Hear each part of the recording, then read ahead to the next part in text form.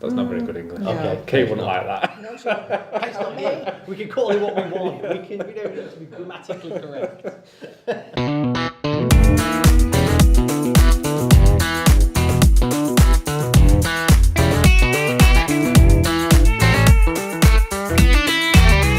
So whenever you're ready.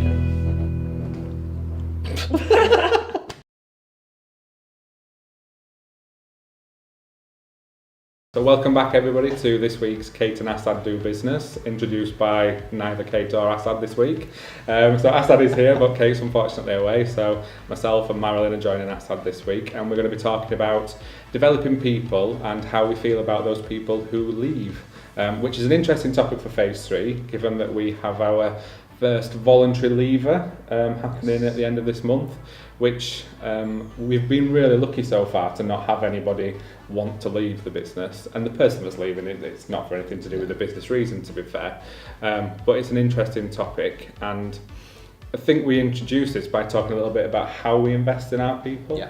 And we're a little bit strange as an organisation in terms of our targets, because our target that we have isn't about how much time people spend actually working, it's about the downtime that people have. So we have a rule that 20% of all of our working time is spent on development opportunity, and that might be training, going to conferences, events, networking with people, or just playing about in a system and learning a little bit more. So our target might be a little bit backwards, but we believe that that's what helps to develop our people, isn't it? And so we want to give as much opportunity as we can for those people to grow and learn, and obviously as a company we benefit from that.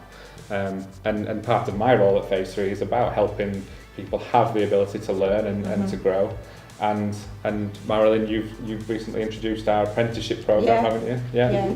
And I have to say that when I joined Phase 3, that was a huge sort of culture shock to me, that 20% of your time can be spent doing what I felt I needed to do in terms of developing myself to fit into my role, to fit into the company. And likewise with the apprenticeship, it's a huge opportunity for Adam, who joined us, for us to grow that individual into one of the lime green team, if you like. And he again is taking lots of time to learn and develop, working with others in the team. It's fantastic that it's not frowned upon, that he's not beavering away every day working, but he's doing what he needs to do to be part of the team. And from your backgrounds, you're both public sector.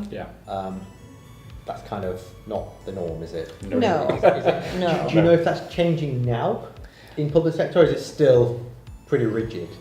I would say it's still pretty rigid. It might be developing a little bit further because there is a need to be more agile in the way that services are delivered. But definitely in terms of development, it's still very much traditional training. People don't recognise that actually a chance to come to one of our user groups, for example, is a development opportunity that they're being afforded. And sorry, is that because they just don't have time? A lot of it is. So 20% is a day a week. Let's average it out, a day a week. So in your previous roles, could you have spared a day a week to go and do something? Right, so there's just no chance of that happening. No, and it's public money. You couldn't justify allowing somebody to only work 4 days of a 5-day week. But there are opportunities to do more and learn more, especially in the public sector. And there is a much wider breadth of services. We are quite lucky at Phase 3 that we're a small company, so we've got that flexibility and that ability. And let's be honest, the 20% doesn't always happen. When a project kicks in and people need to commit more time to it, those development days sort of do drop off, but then they're sort of claimed back, I suppose, at another time when there is less of a demand on our time.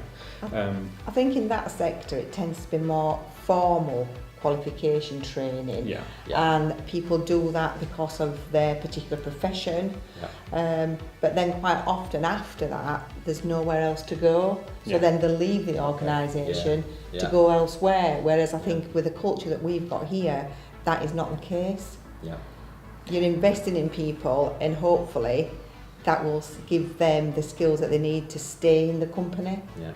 And if they leave, is that just part and parcel? That's life, Yeah. It is. I think because it's such a smaller company and it's such a family feel, it does feel like a bigger loss.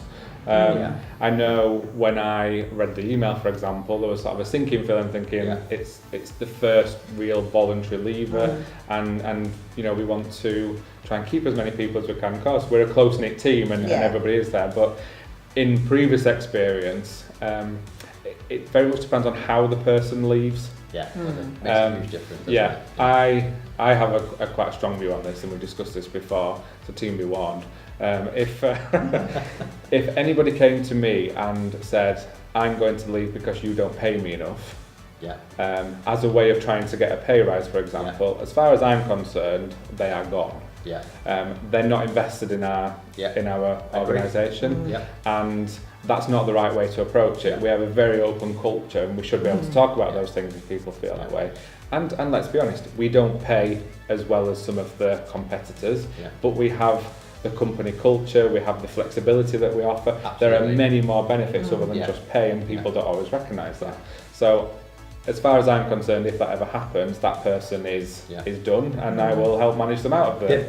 They would have just approached it the wrong way, wouldn't they?